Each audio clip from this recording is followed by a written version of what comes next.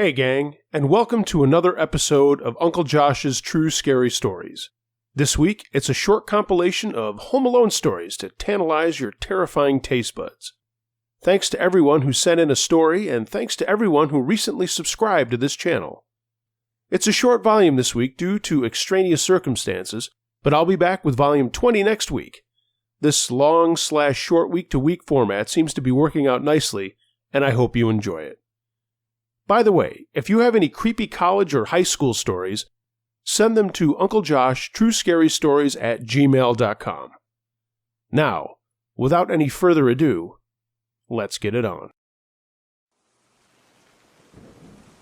Weird Scary Night by Destiny. I was sleeping one night, and I woke up by my door being busted open from someone coming in. I couldn't really see who it was, but I knew someone was coming towards me.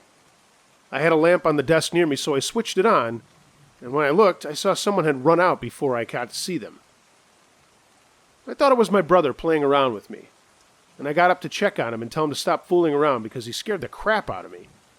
But he wasn't there, and then I remembered that he was at a friend's house sleeping over. I was scared and disoriented, and I ran into my mom's room, and she wasn't there. I looked at the time, and it was 12:30, and she was still at work. I was home alone. I ran into my room and turned on the light and locked my door. I grabbed the phone to call my mom and tell her someone was in the house with me, but she didn't answer. I climbed into my bed and stared at the door. My heart was pounding crazily. As I was going to get out of my bed, I looked at the door and someone was turning the knob. I saw the shadow of the person under the door, and I began to cry. I was so scared.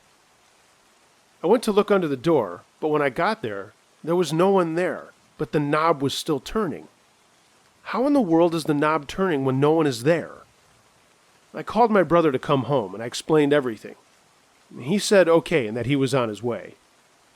I stood on my bed terrified, waiting for him to get home. Then I heard someone calling my name, but their voice was fading away. I didn't answer back. The person, or whatever it was, began banging on my door, saying my name, repeating it over and over. I screamed out, "Leave me alone!" with tears rolling down my face. I had never been so scared in my life. Then the banging and everything stopped. I heard footsteps going down the stairs, and then coming back up, continuing to call my name. Then I heard my front door open, and my brother calling my name and asking if I was okay. I raced out of my room and ran downstairs, but no one was there. Someone was coming down the stairs behind me, and I turned to see a black, shadowy-like thing. I couldn't see its face because it was just dark downstairs, and it was so dark itself.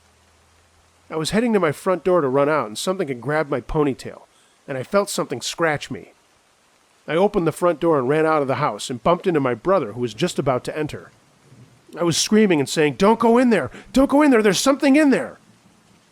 But my brother entered, and whatever it was gone. It was like everything went back to normal after my brother came. I went and slept with him in his room. I woke up in the morning with my mom being home, and I didn't tell her anything because my brother said not to. I went to the bathroom to find a big scratch on my arm. Every time in the night I hear the person calling my name, but I avoid it because I'm so terrified, and one time I remember it calling my name and I had followed the voice, but no one was there. I woke up the next day to find that I had lost my voice. After that, the only thing I see every night is a dark shadow over me when I'm laying in bed. That's the only thing that happens. I don't know if I'm going crazy or something, but my mother and brother tell me I'm not.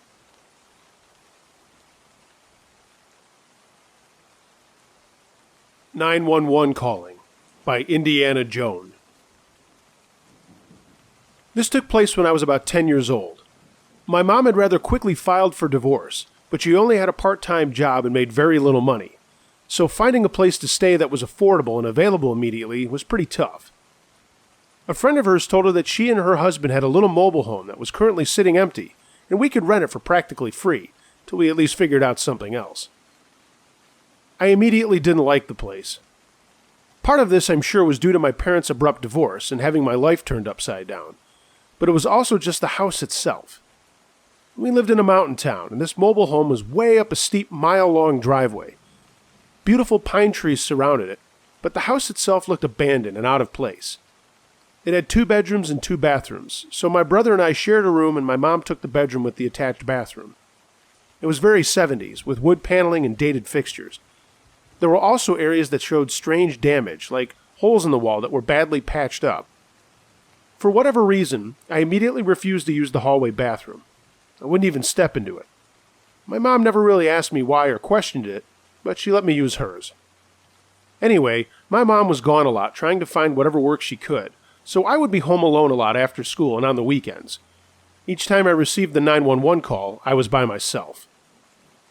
My mom always told us not to answer the door, but we should always answer the phone in case it was her. So when the phone rang one afternoon, I figured it would be my mom, since no one else really had our number yet. And there was a woman on the phone who sounded very concerned. "Hello, this is 911 returning your call. We received your call, but we got disconnected." I immediately got a sick feeling. I told her that I didn't call 911, and she asked me if there was anyone else in the house who might have called. I said I was home alone, but I started to get really worried that maybe I wasn't. She said she would dispatch police to our address just to make sure everything was okay. At that point, I was terrified to be in the house, so I sat outside and nervously waited for the police, who showed up in about 15 or 20 minutes. The officer asked me if I had called 911, and I said no, but they continued to claim I had called them. The officer just shrugged and said, "This kind of thing happens sometimes. They say that it can't, that the numbers can't get mixed up, but I'm telling you it happens." He did a cursory glance around the outside of the house and left. I tried to convince myself that the officer was right. It was just a mixed-up phone call, and hopefully whoever did actually call got the help they needed. About a month later, the same thing happened. I got another phone call from 911 saying that they had received a phone call from our number. I told them again that it must have been a mistake. The woman on the phone scolded me a bit, telling me that 911 wasn't something to play around with, and I was preventing people from getting help. She didn't dispatch any police this time. Again, I was really worried someone was in the house, so I cautiously checked and made sure all the doors were still locked. I don't know why, but I always kept the hallway bathroom door closed. Maybe because of the eerie feeling I got from it. As I was checking the house, I just knew someone was in that bathroom. I was terrified. Part of me felt like I needed to open the door to check, and maybe to prove myself wrong, but I was too afraid. So I just sat in the living room watching that door. It was so quiet in the house that after a few minutes I swore I started to hear faint sounds coming from inside, like a kind of shuffling noise. I asked my mom to check out the bathroom when she got home, and she quickly looked inside. She made me come and look to see that it was empty, and I was letting my imagination get the better of me. The 911 calls happened 3 more times over the coming months, and only when I was home alone. The 4th time, the dispatcher told me I could face criminal charges for what I was doing, and they would contact my parents. I hung up the phone sobbing and terrified. I had that feeling like someone was in the house again, but if I called 911, they probably wouldn't even show up. I felt like the girl who cried wolf, only it wasn't me. It was like someone was playing a horrible, twisted joke on me. I sat and watched the bathroom door again, hearing noises like someone dragging their fingers across the door. I decided my mom was right, and I was probably just letting my imagination get away with me. I decided to try and leave the bathroom door open so I wouldn't get so freaked out by the thought that someone was in there. Then I got the 5th 911 call. This time, though, after I hung up the phone with the dispatcher, the bathroom door slammed shut. I ran. I ran all the way down our steep driveway and found a place to wait till my mom pulled into the drive. When she arrived, she was angry with me for leaving the house, but she saw how upset I was. I think maybe she thought I was acting out due to the stress of the divorce. I refused to be alone in the house again, though, so we worked it out that I would stay later at school or go to a nearby friend's house till she got home from work. Not long after this, we got a notice from my mom's friend that we needed to move out of the house because her mom needed a place to stay. I was so grateful to be moving out. I told my mom she needed to tell her friend that something was wrong with the house, but my mom thought it was a ridiculous way to pay back someone's generosity. I moved around a lot the next few years and tried to forget about that house. It wasn't until I was older that I really thought about it. I witnessed an accident and had to call 911, and the fear and paranoia all came flooding back. I decided to do some research, which, honestly, I wish I had never done. A few years before we moved in, a woman was killed in that house in some kind of domestic dispute. It was days, though, before she was found, shut up in the bathroom. Home invasion. My parents went out for dinner one night when I was 16, and I stayed home alone by myself. I'm a male, by the way. After a while of watching TV that night, I heard the front door squeak a little. I lived in a split-level home and was in the other room when I heard the door open and could hear every step as someone walked in the house. I wasn't sure if it was my parents returning, but I didn't think it was. I quietly walked over and looked and noticed there were 2 intruders. I saw and heard them opening drawers. They were here to steal. I felt a chill as it hit me. What am I going to do? I had to get out of there. I couldn't let them see me. So I went downstairs, walking in the dark. I found the phone and dialed 911. Now I could only hear one set of footsteps, and I was thinking, where is that other guy? I realized I was paying too much attention to the dispatcher, and not as much attention as I should have to the intruders. I gave the 911 dispatcher the information of what was going on, my address and so on. She asked how many were there, and I realized that I really didn't know.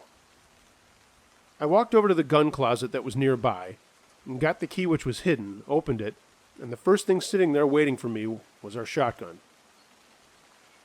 It clicked in my mind that I am way out here in the sticks. No one else is nearby, and the police response was going to take longer than average, probably closer to 10 or 15 minutes. The shotgun was already loaded because it was meant to be a defense gun for this very reason. I informed the 911 dispatcher that I had a shotgun. She told me not to use it and to go hide in the bathtub. Instantly, I thought that was not the right thing for me to do. To corner yourself in a very confined space, where if they come in looking for you, you're really trapped. I told her no. I have a really clear view and I can see a reflection off the glass window at the bottom of the stairs where, if they came down the stairs, I would see them. I was in the dark, and they were in the light, so I felt I had a strong advantage. I could hear them milling around, going from room to room, looking through things. At this point, I could hear them walking towards the top of the stairs. Then it became much more serious to me. Again, I thought, now what am I going to do? They were starting to come down the stairs. I needed 2 hands to operate the shotgun, so I told the 911 dispatcher that I was putting the phone down. She said, do not put the phone down, but I put the phone down. One of them was coming down the stairs, and when he got to the landing halfway down, I could see the light behind him casting a shadow of his reflection on the wall. I realized that now he is literally like 5 steps away from me. I have to stop this right now, I remember thinking. I yelled out, don't come down here, I have a gun. I called the cops, they're on their way, get out. The guy froze for a few seconds, surprised. He tried to hide himself up against the wall, and now I could clearly see his shadow. He didn't look like he was planning on leaving. I got even more nervous, more anxious.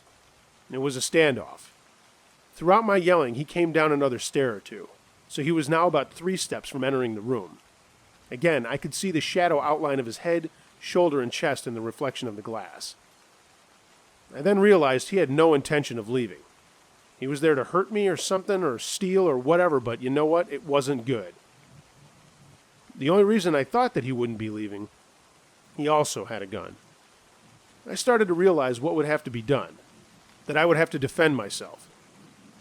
He rounded the corner rapidly, really kind of like a jump, and I started shooting. I shot a couple of rounds off real fast. I was totally disoriented from the sound, the smoke, everything. I was looking to see where he was, and I was expecting to see him laying there. But he wasn't.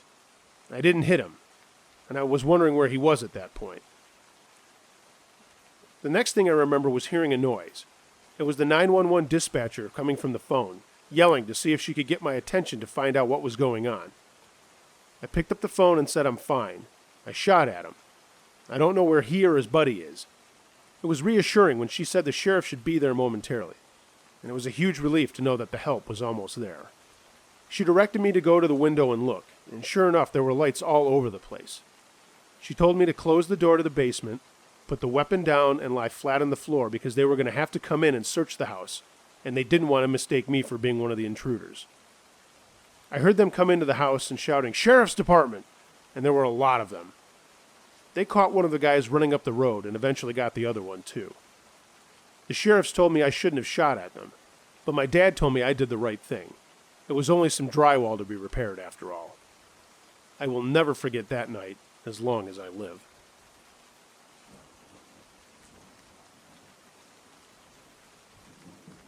Home Alone in My New Apartment by Cold Gray Ash. When I first started living on my own, I was about 20 years old and decided roommates were not for me.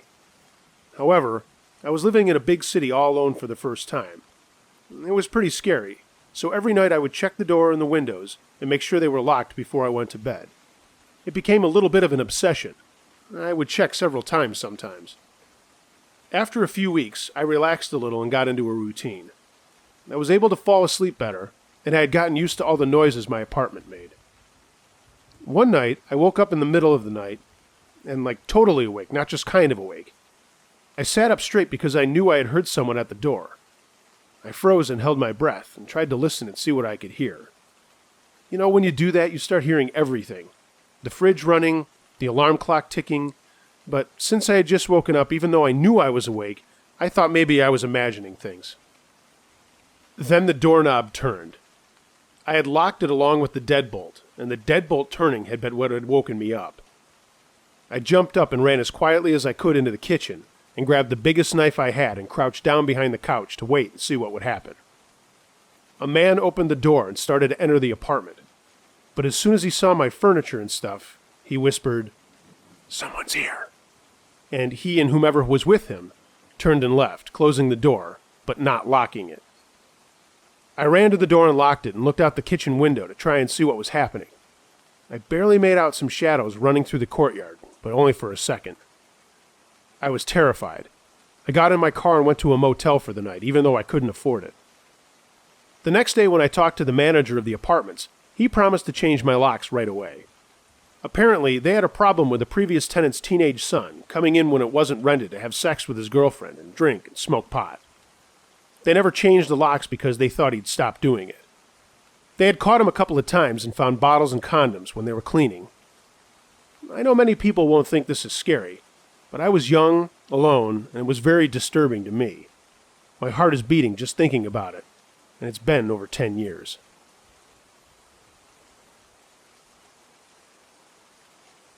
The down-on-his-luck creeper.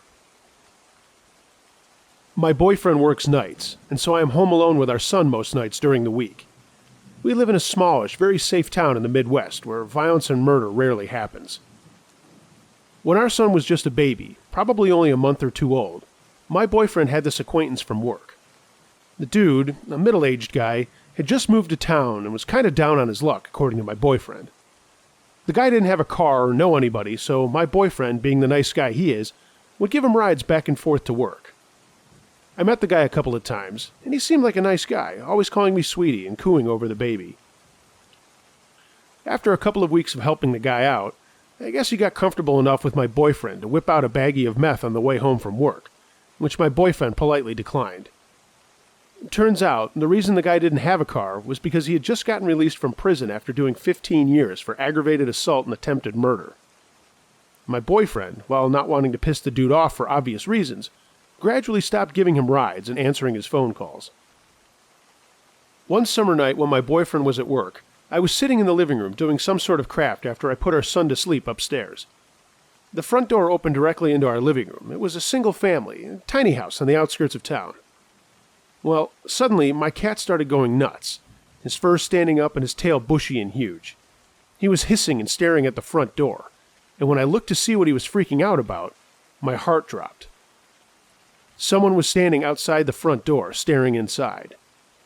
I didn't realize it was the prison dude until he opened the fucking door.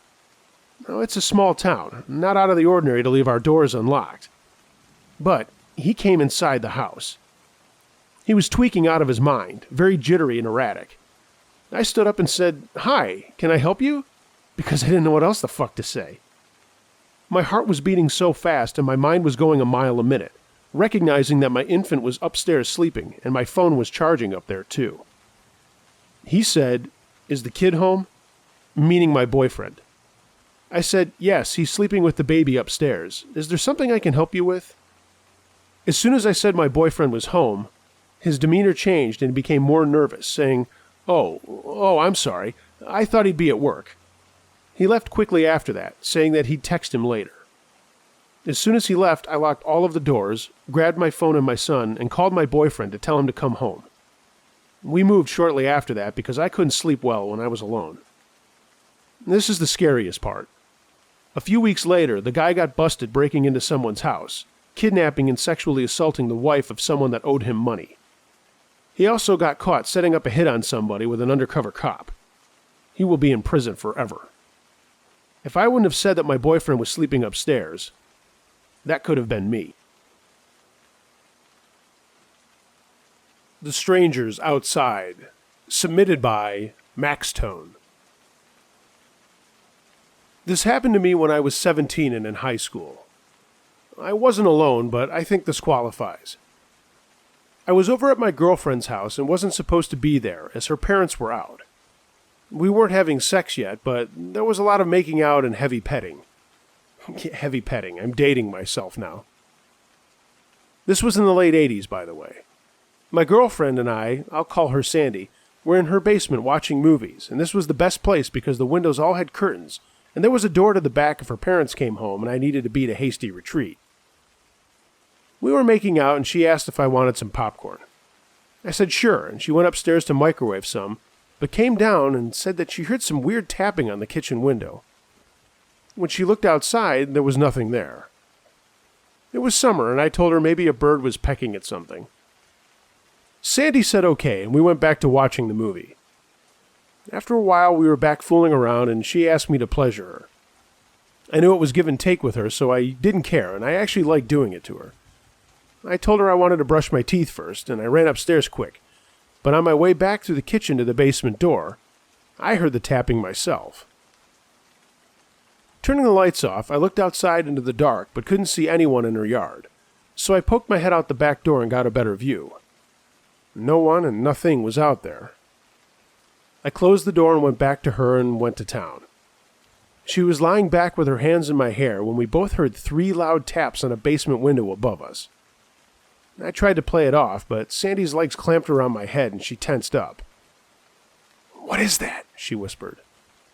At first I thought it was my buddies screwing around, as we tended to be dicks to one another, and we knew we were out with our girlfriends. One time my friend Steve and I played this elaborate joke on our pal Tony and his girl, so I thought, okay, here comes revenge time. But then we heard tapping at the window across the basement on another window. It dawned on me that it couldn't be Steve or Tony, as they were at Tony's camp about 2 hours away. So I got up and went back upstairs to check around the house and see if I could spot anyone around. Nothing again. But now there came a pounding on the back door, so I ran to it and threw it open with just a couple of seconds. There, in the backyard, was a shape of 2 guys. I didn't look long. I just slammed the door and ran down the stairs to a shaking Sandy. "What's going on?" she screamed. I told her to calm down and that I was going to call my brother. He was a bodybuilder and bouncer, but more importantly, he was also a pizza delivery guy, and he might be able to swing by. I reached for her phone, and that's when it rang. Sandy came over and answered it in case it was her parents. She answered it, and her face went white as she slammed it down. "What?" I asked. She said a guy's voice said, "I wouldn't do that if I were you." A chill ran down my spine, but I called my brother anyway. He was out on a delivery, so then I paged him. Yeah, pagers were still a big deal back then. As soon as I did so, we could hear pounding on the outside of the house from at least 3 places, and more tapping on the windows. I wondered if they could see through a crack in the curtains, but with all that noise, I didn't want to get close to them. "Maybe they'll just go away," Sandy whispered, and I turned the TV and the lights off. We sat in each other's arms for a minute, and then the phone rang again. "Not going away, you little bitch," I heard as Sandy answered and held the phone so we could both hear it. Another barrage of pounding. If you are thinking, did the neighbors hear any of this? Not likely. Sandy lived out in the country, and the closest house was about a quarter of a mile away. We heard glass break upstairs, and Sandy screamed. The phone rang again, and she said, "Don't answer it." I told her, what if it's Jim, my brother? My eyes were adjusting, and I could sort of make out her eyes. I could see that they were wide open. I said, fuck it, and I picked up the phone. There's nowhere to run, bitch, said the voice. Nowhere to go. Just then, call waiting clicked. I flipped over, and it was my brother. I quickly told him what was going on, and he said he'd be out there in a few minutes. I hung up the phone, and it immediately rang again. Who the fuck do you think you are hanging up on me? Said the voice. Sandy's dad coached softball, so I knew he had some bats around, and I asked her if there were any in the basement. She said she thought there were some in this little room off to the side, and I told her to stay put. She whispered loudly, "No!" but I was already crawling across the floor in the dark.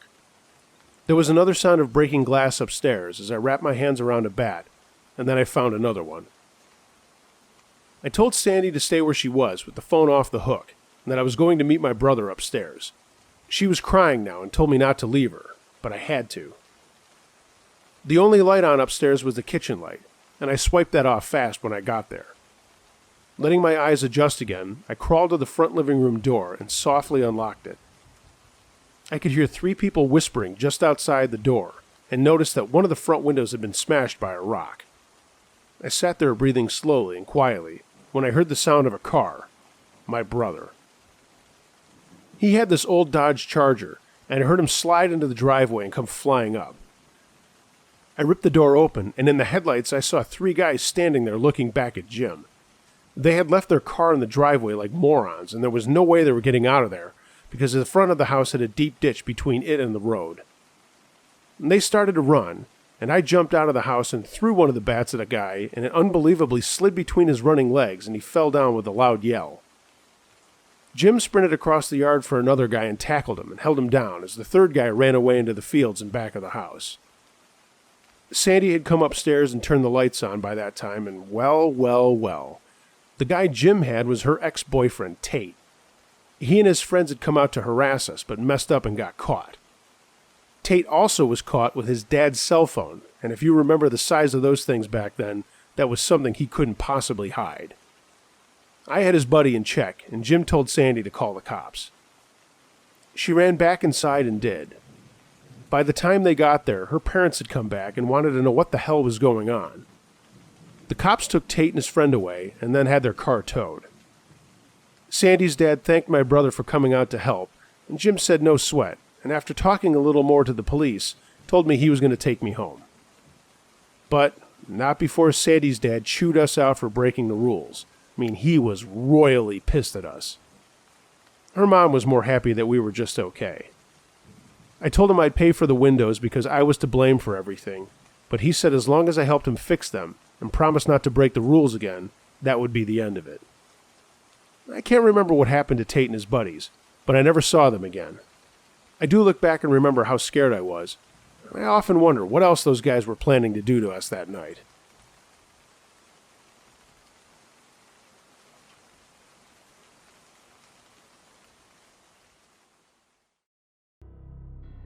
Thanks for listening, gang. I hope you'll consider locking your doors and checking your surroundings when you're home alone from now on. Please follow me on my social media outlets. Links are in the description below. And please like, comment, share, and subscribe to this channel if you haven't already. And check out my Patreon page. For as little as $1 a month, you can help keep this channel rolling forward with original content not heard anywhere else. Until next time, be well. And remember, be wary of things that go bump in the night. It could be anything. A ghost? A monster? Or the guy next door.